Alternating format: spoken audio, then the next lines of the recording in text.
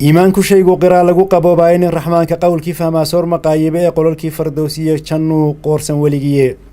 qaangaadh haddii aad tihiin qiira lagu beeray waxyigeenna qiimaha ku sugan quursi ka ilaasha qur-aanka iyo sunnaha la ysku ladhay yaan la kala qaadin qaadaa dhigoodana bartiya sida wax loo qeexo oo tafsiirka waa lagu qoyaa fura quluubtiinna qiyaamaha xaggiisaa dhowaan loo qulqulayaaye dadyow qaadirkeennii wacnaa qaata amarkiisa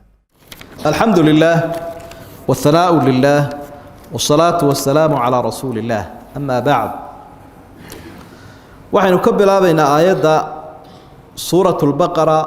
بقولي أفر قال الله تعالى إلهي بأوحل يا أيها الذين آمنوا تدكي إلهي الرميو لا تقولوها ورننا راعنا إريقاها استعمالنا وقولوا حتى هذا انظرنا نوكاري واسمعوا دغيست marka horeba waxa la idin sheegayo walil kaafiriina gaalada waxa u sugnaaday xaq u yeesheenay leeyihiin cadaabun aliim cadaab kulul ma yawadu alladina kafaru kuwi gaaloobay ma jecla oo min ahli alkitaab kamida kuwa kitaabka la siiyay sida yahuuda iyo nasaarada walal mushrikiin kuwa iyaguna sanamka caabudaana ma jecla an yunzala alaykum min khayr in wax khayra la idin ku soo dajiyo la idin siiyaba من ربكم إلهينا وح خير إنا كهشان بجعلا والله يختص برحمته إلهينا نحريستي سو حسين يا أوكو جوني يليا من يشاء عدو طوره والله ذو الفضل العظيم إلهي من الديرات وين إسكالوي أو صاحبه هل كان إلهي وحي نبرا يا سبحانه وتعالى أن نلتزم الأدب مع الله ومع الرسول دينت وأداب وحكستو لغو شيغا أدابتي ونكسنيدوي inaynu ku dadaalno adaabta lagula noolaanayo ilaahay rasuulkiisa haddaad ilaahay ka edebsan weydo rasuulka ka edebsan weydo yaad ka edebsanaysa ummadoo dhan waad ku edeb daroonaysa cid walba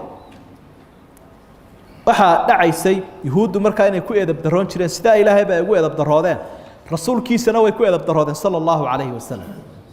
marka waxay isku dayi jireen marna inay xantaan marna xumaanta la hor yimaadaan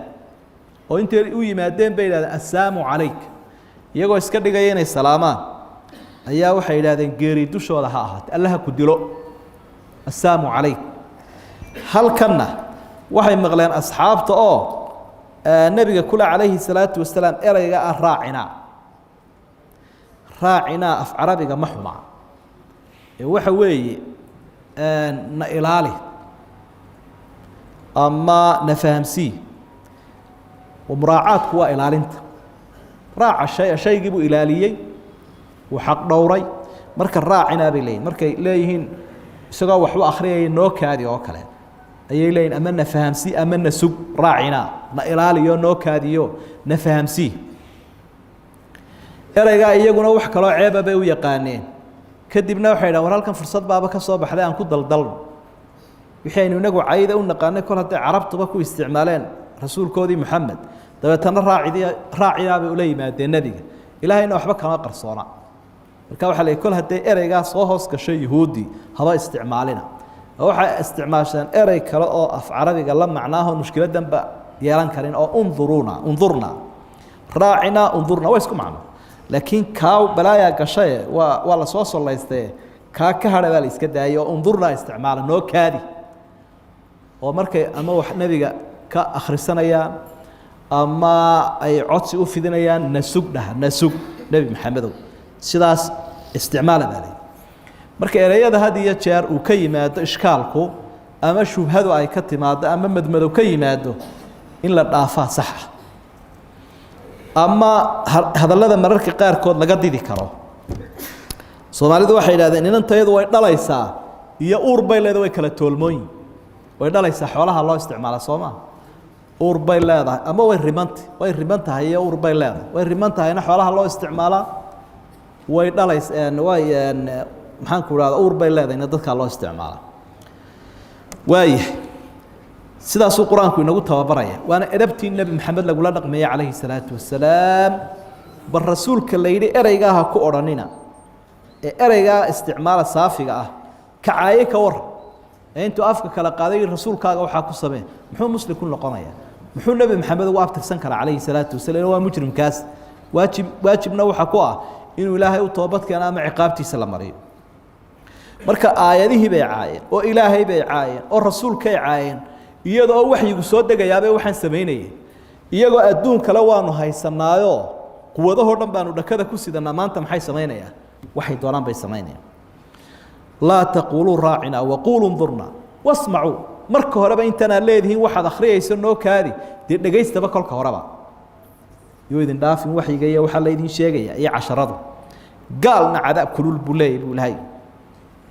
wuxuu rabbi inoo sheegay haddana waa madaahirkii cudurrada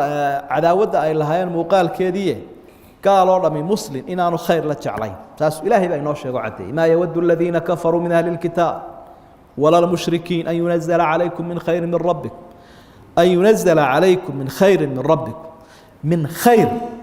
khayrku wuxuu caam yeelayaa khayrka adduunyada iyo khayrka aakhiraba ila khayrka adduunyadana ilaahay baa keena khayrka diintana ilaahay baa keena khayrka aakhirana ilaahay baa keena waa tartamayaasha idinku daran weeye tartamayaasha idinla tartamaya idinku darani waa dadka aan diinta lahayn gaalada noocyadooda kala duwan oo dhan marka wax horumara idinlama jeclaa sidaa daraaddeed baa islaamkeennu wuxuu ka duulayaa oo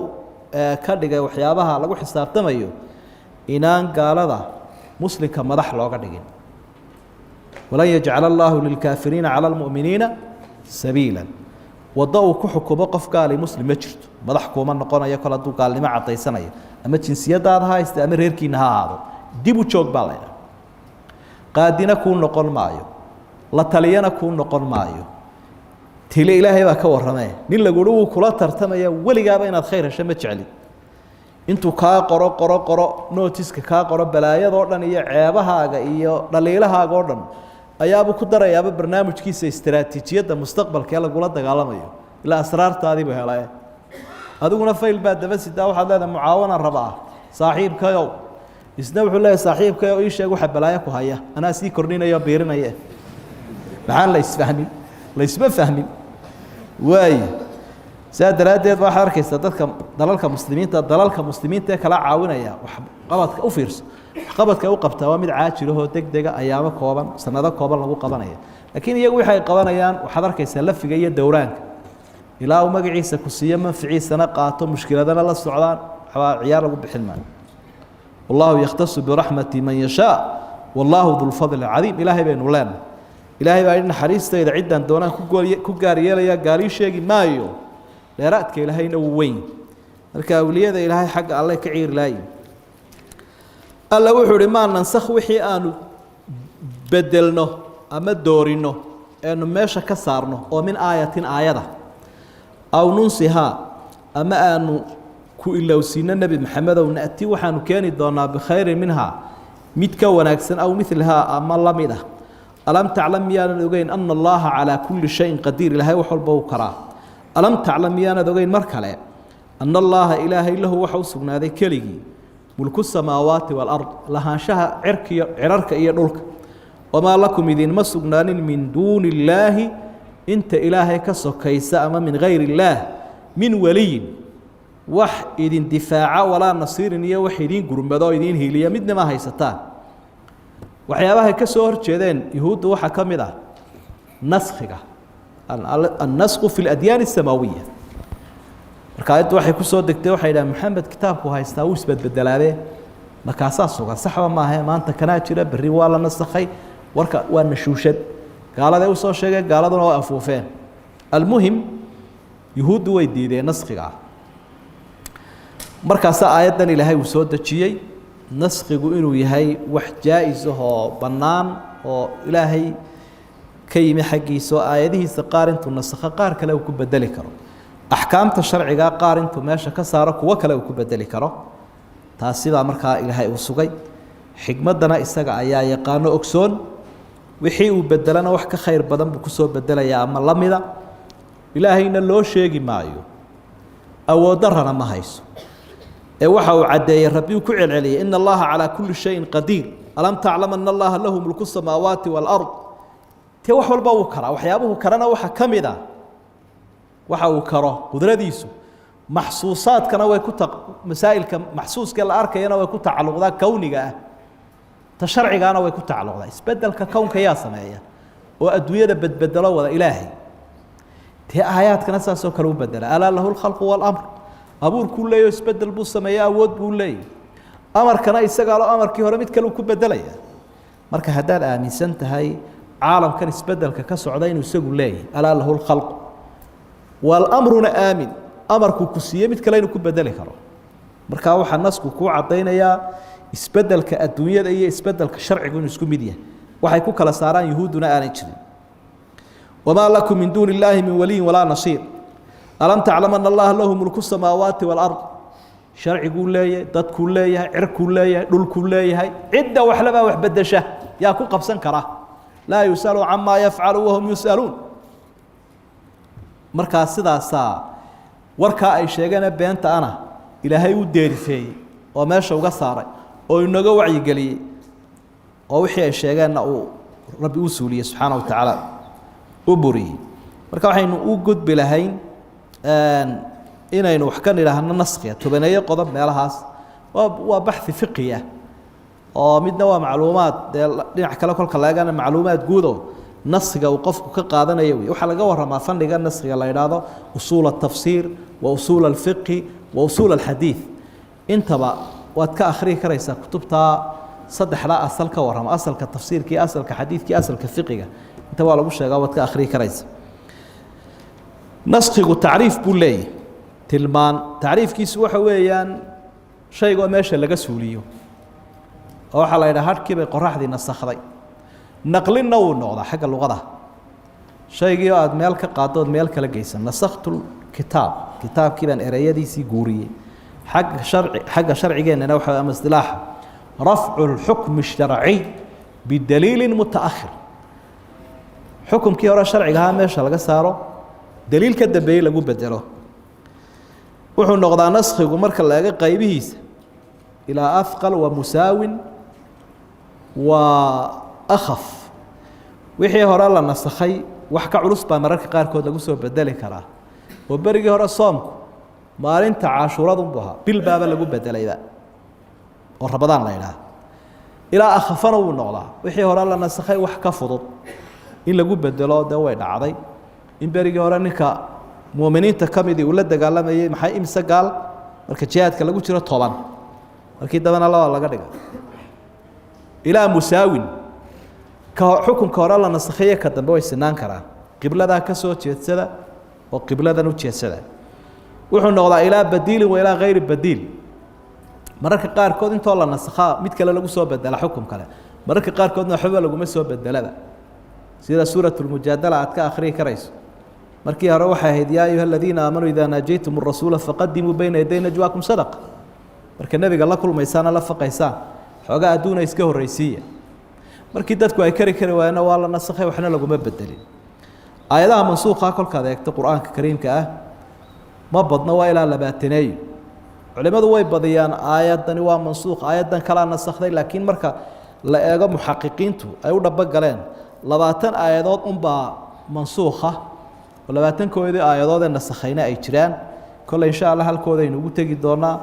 waxa u horeysa aayada 155 suuratul baqara fa aynama tuwallu fa thumma wajhu Allah qiblada ka waramaysa waxa u dambaysa aayada ku sugan suuratu muzammil kusugan in rabbaka yaclamu annaka taquumu adnaa min uluay leyl inta ka dhaxaysay ku jiraan naskigaasi wuu ku jiray sharciyadii inaga horreeyey yuhuuddu been bay sheegeen waktigii nebi aadam dee labada walaalahaba isguursan jiray dee shuruucdii ka dambeysay iyo waktigii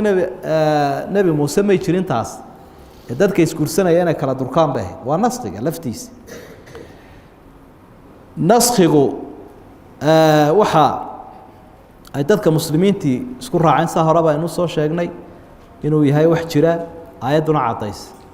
imaamka la yidhaha abi muslim alasfahani ayaa isagu qaboola naskigu ma jira laakiin qudhiisa khilaafkiisu waa lafdiyo wuxuu yidhaahdaa waa ikhtisaas waa inay daliilkunbaa iskhaas yeeleen naskiyaan lagu sheegin marka la eego naskigu anwaacdiisa mar baa waxaa dhaca daliilka qur-aan iyo xadiidba u dhex dhacaaye in lafdigiisa iyo macnihiisaba meesha laga saaro oon qur-aankana laga akhriyayn macnihiisana lagu dhaqmayn mararka qaarkoodna waxaa dhacdaa sida qur-aanka oo kale in erayadiisii joogaan laakiin macnihii meesha laga saaro lagu dhaqmay mararka qaarkoodna waxa dhacda in qur-aanka lafdigiisii la nasakho macnihiisii joogo الشيخ والشيخة إذا زنيا فرجموهما البت نكالا من الله وآيات إنه كل رقم إنه حير عقابات كسنة كور رميس لكن لفظ جيدكم يا الله قرآن كنا سخاء قرآن حديث كنا سخاء حديث الصحيح عينا السجاننا آيات كون نسخ كرتابع علماء بدين نسخه وحكم الناي هي وإسكبنا النسخ قبل العمل ويدعي كرتا مرارك قاركود انتو حكم لسود iyadoo wali lagu dhaqmin ba illa nasakhi karo sida ta ayda ku sugan suuratu al-mujadala ay markii dhaweedaynu sheegaynay ilaahay uu marka nabiga u tageysaan adduun qadima oo xogaa sadaqa dhiiba intaan cidiba ku amal falin baa la nasakh naskhigu madaakhil buu leeyahay meelo uu galo waa ahkaamta sharciga meelo aan la nasakhin baa jiro macluumaad guud inaad ku qaadato ay tahay wixii akhbaar lama nasakho qiso lagu leeyahay qisadan waa la nasakhay ma arkaysid waayo hadduu ilaahay war sheego oo la nasakho kii horaa beenaha weeye ilaahayna beentu waa ka mamnuuc subxaana wa tacaala mustaxiil bay ka tahay wixii khabar oo dhan lama nasakhay waa sidiisa usuul alakhlaaqna lama nasakho oo wixii aadaabta iyo akhlaaqda iyo usuusha caamka iyo caqaa'idka ku sugan naskigu ma galo laakiin axkaamtan kalu galaa badaakhilka naskiga marka la eego weeye baabkan isaga ahi waxa uu leeyahay aan idhaahna muhiimad weyn buu leeyahay muhiimad weyn in la bartaa macnaa qofku markuu mufasir noqonayo ama faqiih noqonayo ama fatwo bixinayo inuu aqoon u leeyahay waa muhiim laakiin isagoo aan garanaynin muxkamka iyo mutashaabiha iyo naasikha iyo mansuukha iyo caamka iyo khaaska iyo mudlaqa iyo muqayadka waxyaabaha inuu qofkii wax sheegaa way ku adkaanaysaa qaladaadkiisa badanaya علي بن أبي طالب رضي الله عنه نبو صامري وحوعدية قاش ونقصانية مركا وحوري ميات كلا تقانا ناسخة قرآن كي منسوخيس ما يبو الضوء اسكفر يسبر استصباتها إلى أنا فلان ابن فلان أركا هبل بانها سؤالك بورهضي من هداد لبلاك لقراني وحناد وعديه يسو واحد لا هبل بانها أركا اسكفر يسو نفس الشيء ابن عباسنا sidaasoo kale uu soo maray nin wax xukumaya uu ka yara shakiyo su'aal buu weydiiyay wuxuu aayadaha iyo quraanka iyo xadiiska inta naasikh iyo mansuukh miyaad kala taqaana mayam halakta fa ahlakta adiguna waad ishalaagtay dadkiina waad halaagtay waxa wax khayr oo soo kordhinaysa ma jiro waa muhiimadu baabkaasi uu leeyahay ayaa runtii uu sheegaya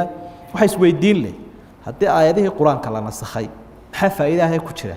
faa'iidooyin badan baa ku jira faa'iido horeysa ku jirta waxa weeye dee waynu ku cibaadaysanayna oo quraanka la nasakhay aan macnihiisa lagu amal falayna haddana misxafka inoogu jiro waa sidoo quraanku u badan yahayda waa mutacabbad bi tilawati akhrintiisu waa lagu cibaadaysanaya macnihi baa lagu dhaqmayn laakiin sidaad muxkamka ugu cibaadaysanayso ayaad mansuukhana ugu cibaadaysan karta faa'iidooyinka waxa kamida